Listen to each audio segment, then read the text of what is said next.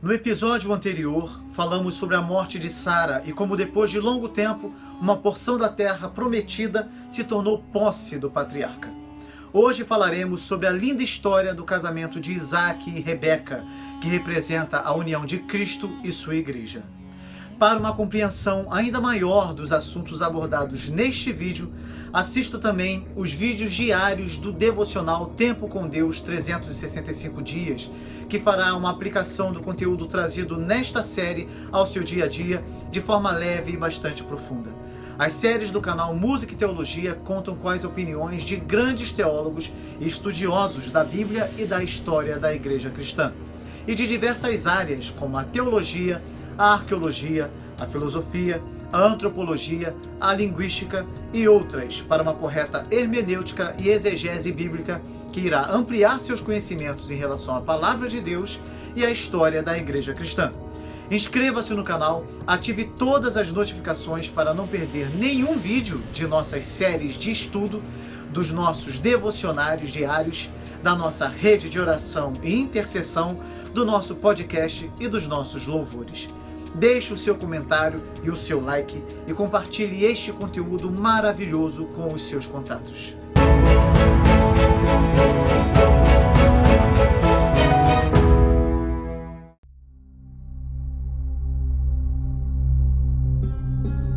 Esta narrativa é a mais longa e a mais encantadora de todas as histórias patriarcais. Abraão, que estava com cerca de 140 anos, tem uma preocupação. A promessa vai prosseguir e o que vai ser de Isaac, que já estava com aproximadamente 40 anos? A grande preocupação de Abraão era conseguir encontrar, antes de morrer, uma esposa para seu único filho Isaac. Abraão sabia que isso era necessário para o cumprimento da sua numerosa descendência e da possessão da terra de Canaã por herança. Naquele tempo, eram os pais que arranjavam os casamentos. Abraão chama o seu servo para enviá-lo a tomar uma mulher dentre a sua parentela. Não somos informados qual era o nome do servo, que é o centro de atenções neste capítulo. Mas a declaração do capítulo 15, versículo 2, sugere que muito provavelmente deve ter sido Eliezer, de Damasco, que então devia estar bastante idoso, uma vez que os acontecimentos registrados em Gênesis 15 haviam ocorrido mais de 50 anos antes. A palavra servo, do hebraico Eved, pode significar o de qualquer papel, desde o de um escravo comum até o de ministro do conselho real. Aqui o ofício devia ser o de um mordomo responsável que merecia uma confiança muito grande, razão pela qual Eliezer é a pessoa mais indicada, segundo a maioria dos estudiosos. E sendo assim, encontrar uma esposa para Isaac era, para Eliezer, o mais elevado ato de lealdade ao seu senhor Abraão. Pois se Isaac não encontrasse esposa e não tivesse herdeiros, Eliezer seria o seguinte na linhagem para receber a herança, pois ele tinha o governo sobre tudo o que Abraão possuía. Portanto, a sua lealdade é das mais sublimes ao prestar serviço ao herdeiro que lhe tomou o lugar, quase como João Batista a seu senhor. Abraão faz com que Eliezer ponha a mão debaixo de sua coxa e jure pelo Senhor Deus dos céus e Deus da terra. Por mais que possa parecer estranho à nossa realidade ocidental contemporânea, é necessário compreender que colocar a mão por baixo da coxa é uma questão cultural. Nós sabemos que os povos têm maneiras muito distintas de se comportar. Na Amazônia, por exemplo, há um povo indígena que se cumprimenta um ao outro cuspindo no peito.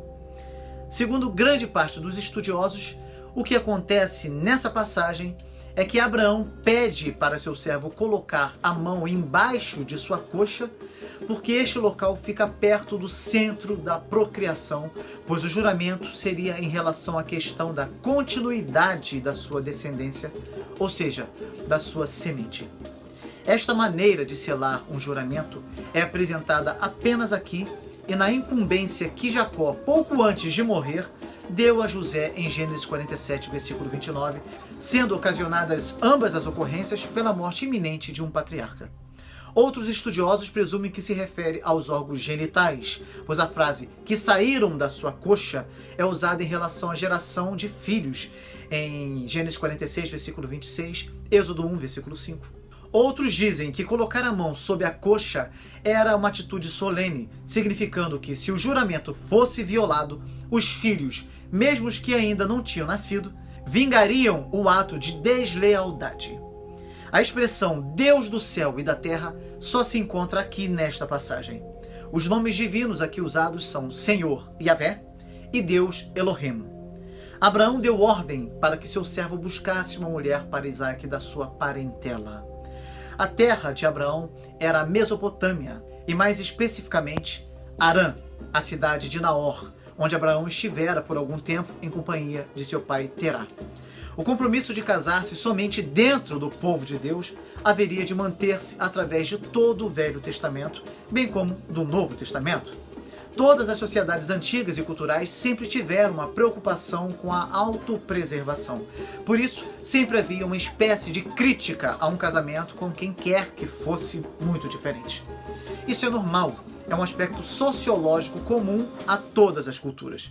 A questão é que nós estamos muito influenciados pelo conceito romântico dos filmes e das obras literárias modernas, e acabamos não compreendendo esta outra forma de raciocinar. O problema é que os antigos sabiam que quando a gente tenta juntar muitas coisas muito diferentes, a tendência é de não dar certo. E na questão de religião e de fé é muito complicado.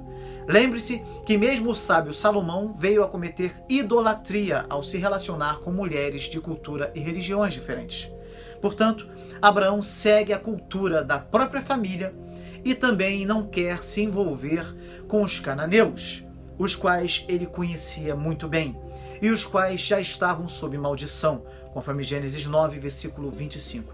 Maldito seja Canaã, servos dos servos será aos seus irmãos.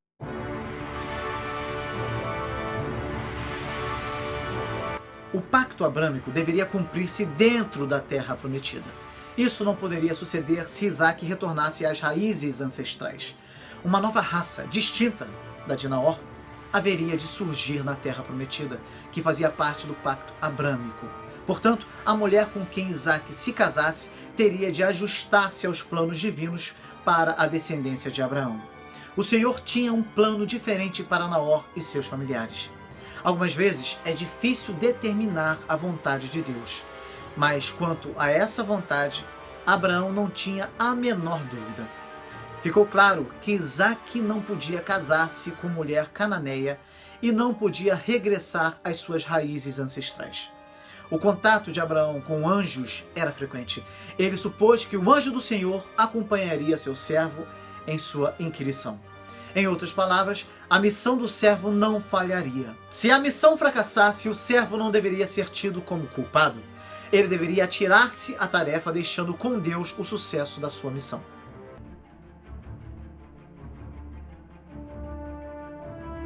A viagem era bastante longa, cerca de 750 quilômetros, e tomaria cerca de 30 dias, de modo que era preciso muito material e alimentos para a jornada de ida e volta, ou seja, 30 dias para ir, 30 dias para voltar.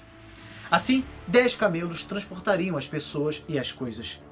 Ele partiu com uma caravana, acompanhado por um certo número de homens que ajudariam a proteger a caravana. Também levou presentes que seriam dados a Naor e seus familiares, um costume oriental que não poderia deixar de ser observado. Talvez isso é o que devamos entender com a palavra bens que lemos neste versículo. Eram presentes enviados por seu senhor, Abraão, para membros de sua família. Provavelmente incluídos entre os bens havia o dote oferecido à noiva em perspectiva, visto que na antiguidade era costume dar um dote à noiva em lugar de receber um dote da parte de seus pais. Os camelos eram o mais comum meio de transporte no deserto, o que continua até hoje na região em pauta. Acerca de Jó, lemos que suas riquezas incluíam 3.000 camelos. Alguns estudiosos pensam que o servo de Abraão levou um mostruário das riquezas de seu senhor. Sempre é bom casar-se dentro de uma família abastada, se outras condições também forem as condições certas.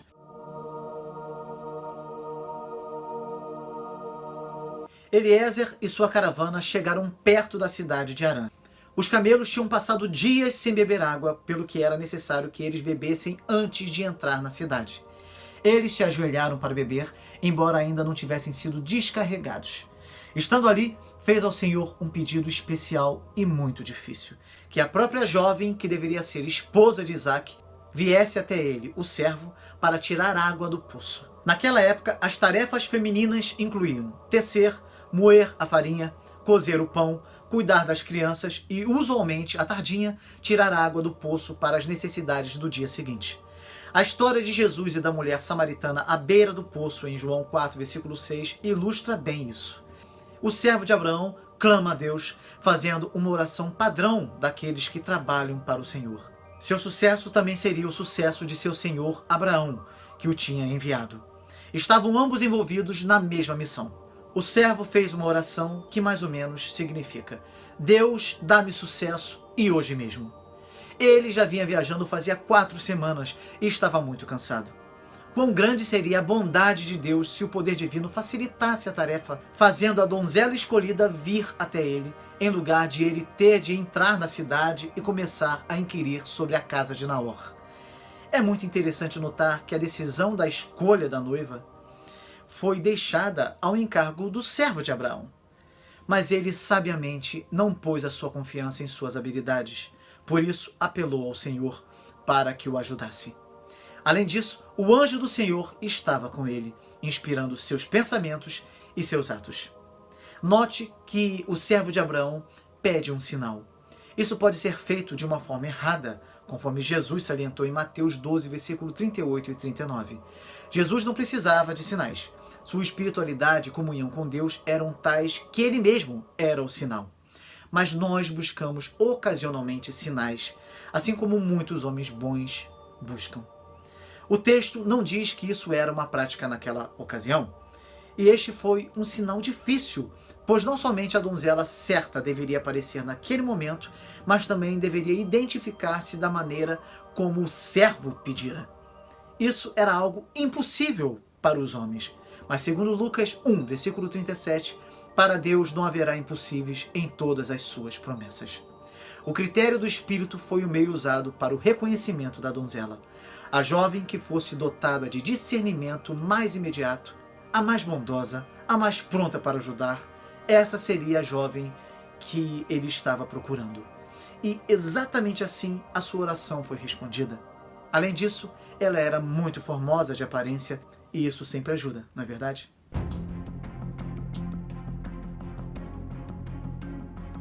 O servo recebeu o sinal e com isso a sua missão foi grandemente facilitada. O Senhor facilita nossas missões. Concede-nos sinais e vitórias súbitas. Rebeca era filha de Betuel. Betuel era o 8º e mais novo filho de Naor e Milca. Milca era sobrinha e esposa de Naor, pois era filha de Harã, irmão de Naor. Por conseguinte, Rebeca era prima de Isaque. Ela era muito formosa e, além disso, era virgem. E isso era um sine qua non, algo indispensável dentro da mentalidade dos hebreus. Temos aqui a primeira menção à palavra virgem usada na Bíblia. O servo saiu ao encontro de Rebeca, pois suspeitava que a sua oração tivesse sido respondida. Por igual modo, o Espírito de Deus apressa-se ao encontro da noiva de Cristo para recolhê-la dentro da família divina. Ela era dotada de formosura, era gentil, era diligente, era dotada de capacidade de decidir-se prontamente. Assim também Isaque amou-a à primeira vista. E ao que tudo indica, não se tornou polígamo, sendo um dos poucos homens que se contentou com uma só mulher, naquela cultura antiga. Assim como Cristo possui uma única noiva verdadeira, a saber, a sua igreja. O servo de Abraão mostrou-se ousado e pediu-lhe um pouco de água, o que ela atendeu alegremente.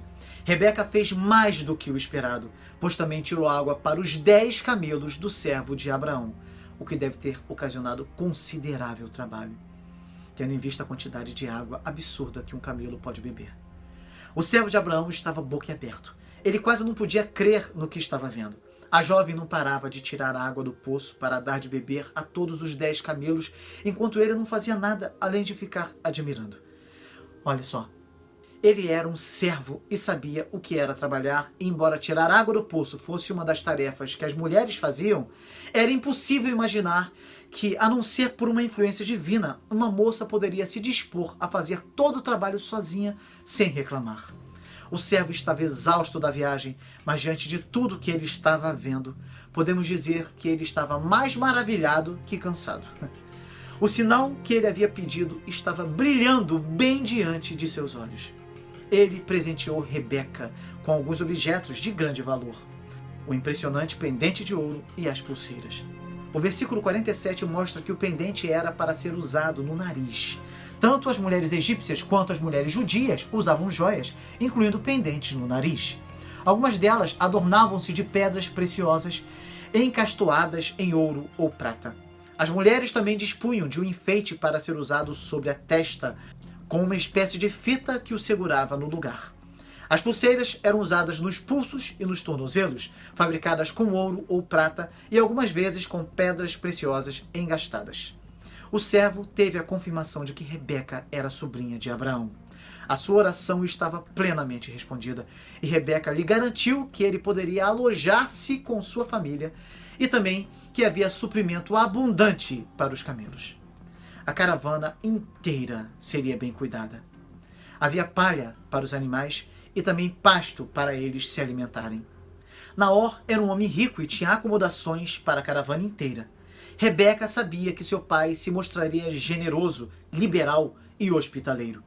Ela não precisava ir verificar se o grupo poderia ser bem acolhido. Diante de tudo isso, o servo de Abraão se inclinou e adorou ao Senhor. O servo sabia que todo louvor cabia a Yahvé Elohim, o Deus de seu senhor Abraão, pois esta era uma obra dele, e isso era muito agradável de se ver.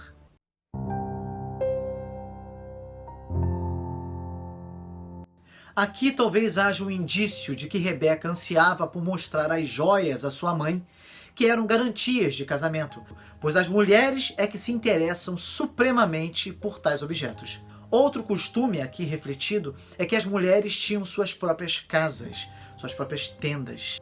Elas não ficavam nas mesmas tendas que os homens. Labão, irmão de Rebeca, tomou a frente nas negociações, pois é provável que Betuel fosse muito idoso para ir até o poço. O texto nos diz que Labão viu primeiro as joias e ficou bem impressionado, e somente depois ouviu a história.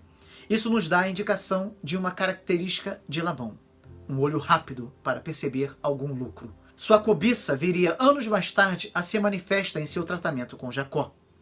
Mas não devemos duvidar que ele tinha um lado bom em sua personalidade, nem que ele foi sincero em sua hospitalidade. Interessante notar que Labão, alguém que parece estar longe das promessas e do conhecimento de Deus, parece conhecer o Senhor, pois ele usa o nome divino Yahvé quando faz o convite para o servo de Abraão entrar em sua casa. No entanto, é muito provável que antes de sair de sua terra natal, Abraão tenha falado sobre a sua experiência com o Senhor. É importante lembrar que na Mesopotâmia os povos eram politeístas e alguns eram enoteístas. Achavam que tinha um Deus mais forte que o outro Deus e que tinha mais força e por isso merecia uma atenção maior. Então, é muito provável que Labão possa estar falando no Senhor como sendo apenas mais um Deus que pudesse ajudar e não que ele reconhecesse o Senhor como o Deus único e verdadeiro. Portanto, é bem provável que o conceito popular "para baixo todo santo ajuda" fosse o conceito de Labão neste texto. Até porque o trecho de Josué 24, versículo 2 nos informa das práticas idólatras da família de Terá. E mais tarde, Raquel, filha de Labão, procurou reter os ídolos do lar da família, conforme nos ensina Gênesis 31, versículos 19 e 34. Era possível alguém combinar a adoração a Yahvé com a veneração a ídolos, um secretismo parecido com aquilo que tão frequentemente se vê no nosso Brasil. Os ídolos do lar parece que ainda foram guardados por muitas pessoas em Israel por diversos séculos, como nos diz Oséias 3, versículo 4. Até que a adoração a Yahvé finalmente veio a dominar toda a cena. O servo tinha de negociar com a família de Rebeca, pois naquele tempo nenhuma jovem tinha o poder de tomar sozinha uma decisão como essa. Os camelos receberam os devidos cuidados, pois um homem bom mostra-se misericordioso com os seus animais. E após, foi-lhes dado água para lavar os pés, seguindo o antigo costume oriental. Depois, foi-lhes oferecido comida, mas o servo de Abraão ansiava por explicar a sua missão antes mesmo de comer.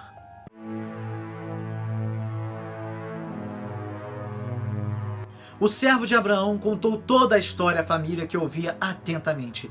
O propósito imediato da recitação das riquezas de Abraão foi o de mostrar que Rebeca estaria se casando dentro de uma boa e estável e próspera família. Todos já sabiam da espiritualidade de Abraão, e isso era importante. Isaac era o único herdeiro de Abraão, e como noivo de Rebeca, ele era um candidato excelente. E o servo disse que Sara dera à luz Isaac quando já era mulher idosa, o que mostra que naquela época o plano de Deus já era operante, pois o nascimento dele fora um milagre. E o servo prossegue explicando tudo o que havia acontecido, manifestando o desejo de Abraão de ver o seu filho se casando com alguém de sua parentela, para o cumprimento da promessa de Deus, e como Deus havia respondido à sua oração de forma perfeita e inequívoca, levando a adorá-lo, expressando assim toda a sua gratidão.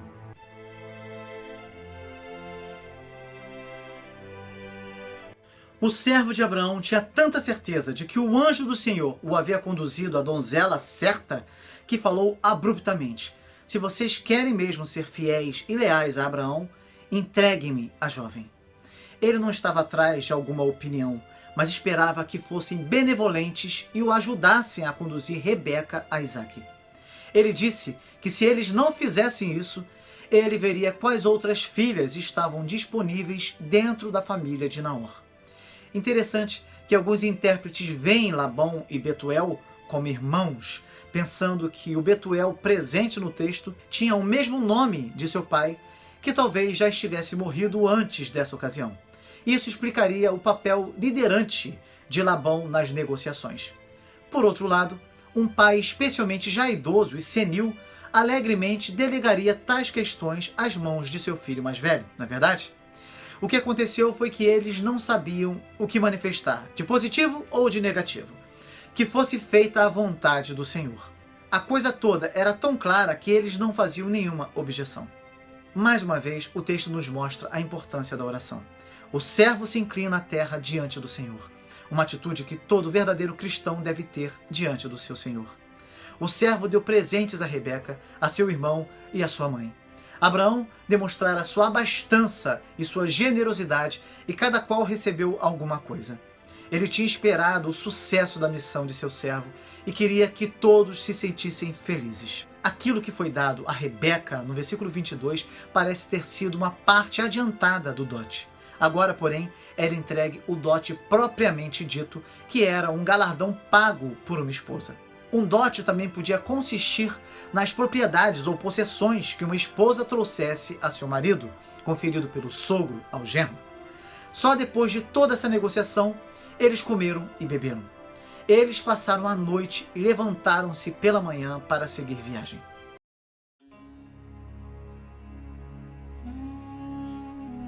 A família de Rebeca tentou negociar 10 dias a mais da presença dela antes da separação, mas o servo de Abraão insistiu que eles deveriam partir.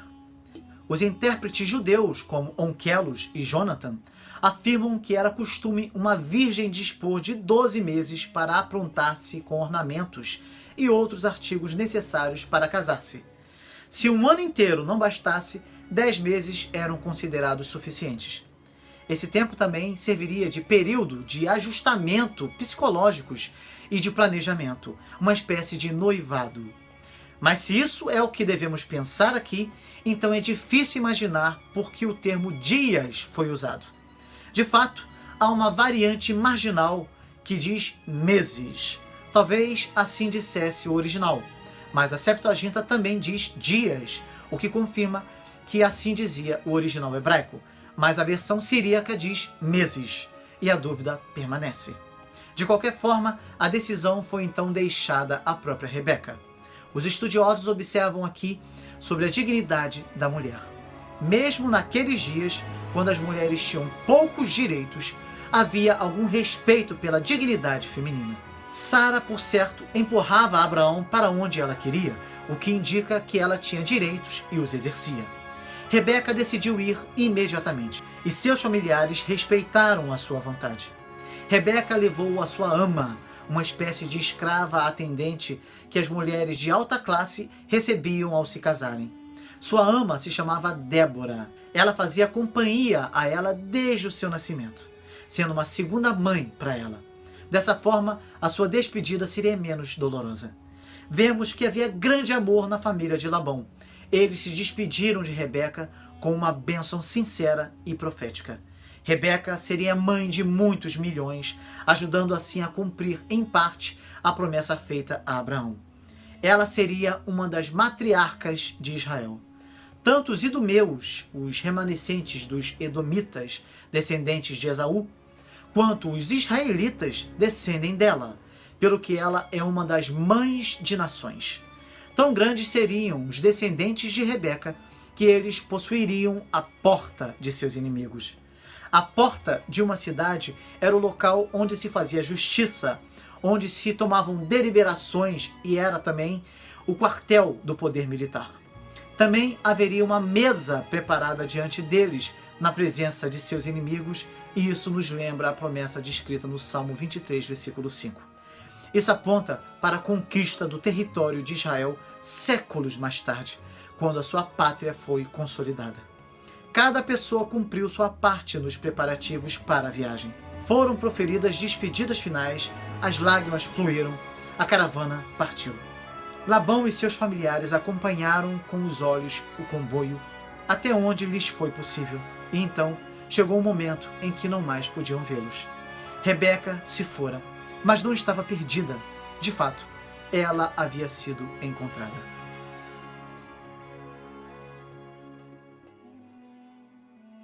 Isaac estava voltando de Beer-Lahai-roi, que ficava nas vizinhanças de Berseba. Quando Sara faleceu, era ali que Abraão vivia. E foi ali, ao redor do poço, que Isaac viria habitar após a morte de Abraão. Este era o poço onde Agar chegou quando fugia de Sara e encontrou esperança, alegria e orientação divina. A terra do Negueb era a região do sul. Isaac estava meditando depois de um dia de trabalho. A meditação fazia parte de sua espiritualidade e sempre foi importante no Oriente e continua sendo na Igreja Ortodoxa Oriental. Isaac encontrou-se com Rebeca no lugar de meditação que ele havia escolhido. O mais importante é que ali ele estava acostumado a se encontrar com Deus. Isaac olhou e viu que a caravana se aproximava. Há algo de significativo no fato de que essa contemplação ocorreu exatamente no momento de meditação. Sem dúvida, ele vincula a oração com a meditação. Estava chegando uma grande resposta à oração para ele mesmo e para sua família. Isaac estivera naquele lugar por muitas vezes. Dessa vez, aconteceu algo de incomum e bendito. Sua noiva estava chegando. Rebeca também levantou os olhos, pois tinha chegado para ela, igualmente, um grande momento. Quando viu Isaac, ela desceu do camelo e perguntou ao servo quem ele era, pois ele estava vindo em sua direção. Quando soube de que se tratava de Isaac, ela pôs o véu, observando um pequeno costume oriental, pois aproximar-se de Isaac sem o véu seria considerado uma desgraça. Embora algumas mulheres hebreias nunca mostrassem o rosto diante de outras pessoas, nem mesmo diante de membros de suas próprias famílias, podemos perceber que este não era o caso aqui, pois Rebeca não estava usando o véu durante a viagem. Até hoje é costumeiro no Oriente que um inferior desmonte e avance a pé até seu superior. Isaac foi até Rebeca e ela, em resposta, foi até ele, tipificando de forma muito bela o Senhor que vai ao encontro de sua igreja e a igreja que, ansiosa, vai se encontrar com o seu Senhor. O servo contou tudo a Isaac e ele percebeu o agir de Deus, pois sentiu grande afeto imediato por sua noiva. Ele a tomou e a levou até a tenda de sua falecida mãe e a amou. A tristeza que havia no coração de Isaac, que perdera sua mãe há cerca de 3 anos, se transformou em alegria. O coração pesado deu lugar ao bom ânimo, e a dor da saudade foi amenizada pela consolação. É interessante notar que Sara tinha tido a sua própria tenda. Lia e Raquel também teriam, cada qual, a sua tenda. Conforme Gênesis 31, versículo 33. Havia 2 fatores em operação. Em primeiro lugar, naqueles dias de poligamia, cada mulher tinha seu próprio aposento. Em segundo lugar, as mulheres não dormiam, nem geralmente viviam na tenda do homem. O texto pode dar a entender que a tenda que fora de Sara tornava-se agora a tenda de Rebeca, embora o texto mesmo não especifique isso. Cabe a nós imaginar como Rebeca chegou a conhecer Abraão, mas o servo, em triunfo e júbilo, deve ter lhe contado tudo quanto tinha acontecido. Nos dias antigos, o material de escrita era escasso e a escrita era laboriosa. Em consequência, os escritores deixavam muita coisa sem ser mencionada. Nada nos é dito sobre a cerimônia de casamento e sobre as festas próprias à ocasião, as quais, sem dúvida, foram elaboradas. Mas somos informados que agora Rebeca tinha sua própria tenda, sendo honrada por ficar com aquilo que tinha pertencido a Sara. Agora ela se tornava a matriarca da família. A nação de Israel estava começando a tomar forma.